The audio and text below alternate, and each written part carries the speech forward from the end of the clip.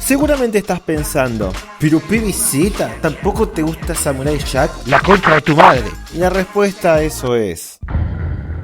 absolutamente nadie puede negar que como serie Samurai Jack fue muy buena y sólida. Las primeras 4 temporadas, si bien sencillas y con capítulos autoconclusivos, lograron mostrar personajes simples, pero queribles, enigmáticos, y hasta con historias que uno podía tomar en serio y podían lograr que la audiencia sienta algo. Todo esto junto a historias que, si bien no rompían muchos moldes, para la época eran algo nada común en ese tipo de series. Sumado a eso, el Cartoon poseía una estética y coreografías hasta cierto punto elegantes y memorables, que en conjunto con el uso tan particular del sonido y los pocos diálogos crearon una atmósfera que ninguna otra serie tuvo en ese momento, e hizo que Samurai Jack fuera uno de los mejores proyectos de Cartoon Network, donde a pesar de que se mostraba con brevedad, posiblemente lo único que faltó explorar fue al protagonista de la serie, hasta que...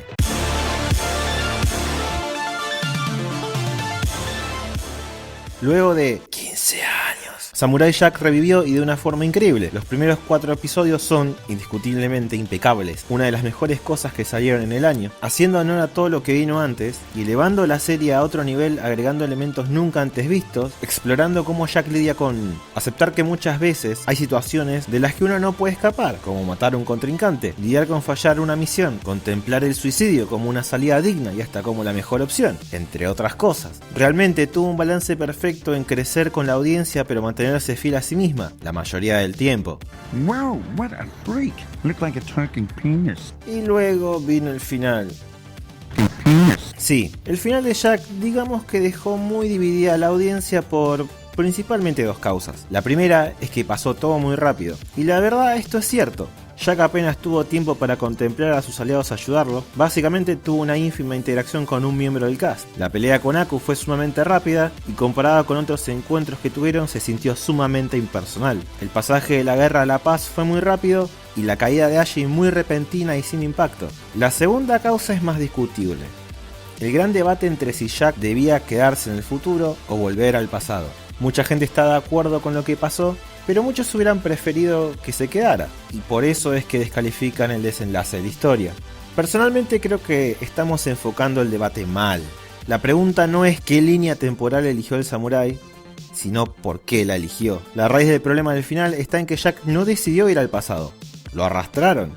En ningún momento hubo un punto de reflexión del personaje sobre si debía volver o no. Posiblemente ahora me estás tipeando, Piripibiseta, Jack tiene que volver al pasado, está hasta en la canción del opening.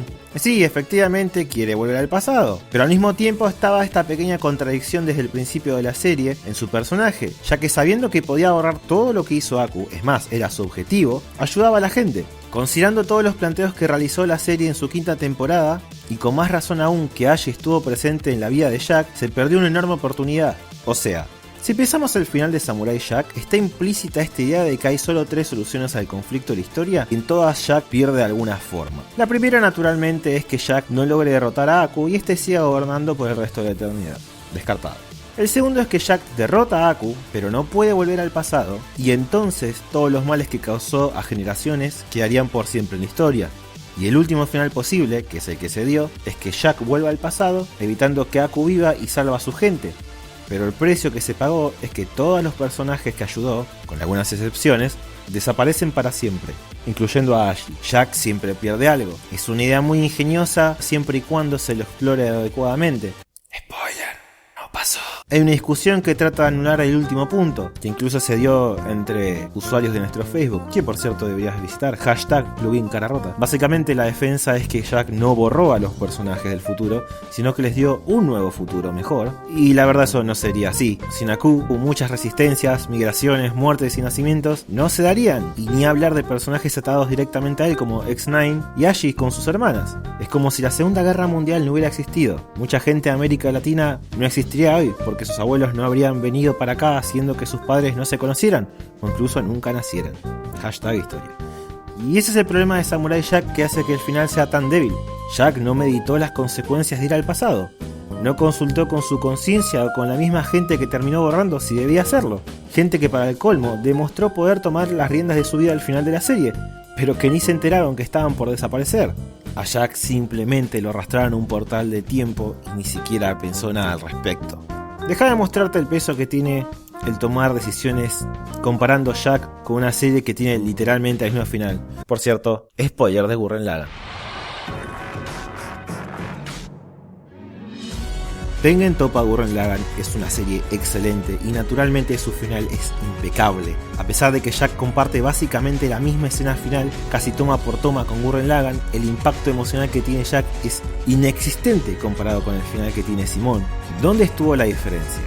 En un importante detalle. Shimon sí tuvo una resolución personal al derrotar a su enemigo, a pesar de las consecuencias.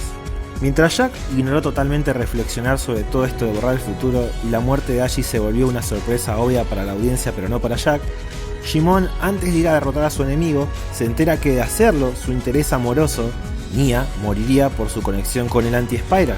Shimon entra en conflicto en si debe seguir o no, pero junto a Nia deciden que, a pesar del alto costo, había que derrotar al Anti-Spiral. Posteriormente, luego de la boda, Nia muere en los brazos de Shimon.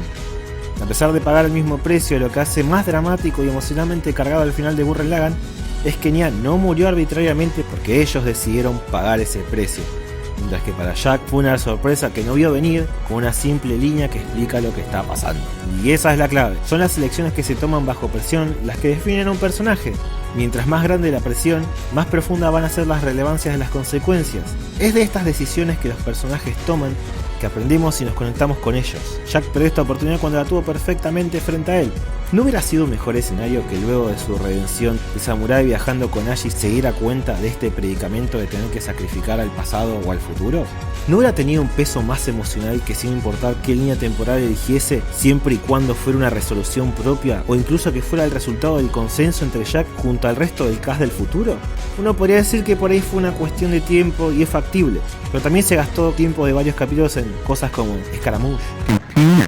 Hubo plenos episodios que tuvieron el espacio para establecer el dilema en conjunto, con la relación entre Jack y Ashi. Por ahí simplemente los primeros 4 capítulos se elevaron mucho la barra. A pesar de esto, Samurai Jack sigue siendo una gran serie, y si bien hay detalles menores que por ahí a más de uno no le cierra, como que la pelea final entre Jack y Aku fue comparativamente pobre en relación a anteriores, o que la resolución de la ira de Jack fue acelerada, repetitiva y hasta inapropiada. Me parece que esto que venimos planteando fue el verdadero problema, un protagonista que no forjó con sus manos el cierre de su propia historia.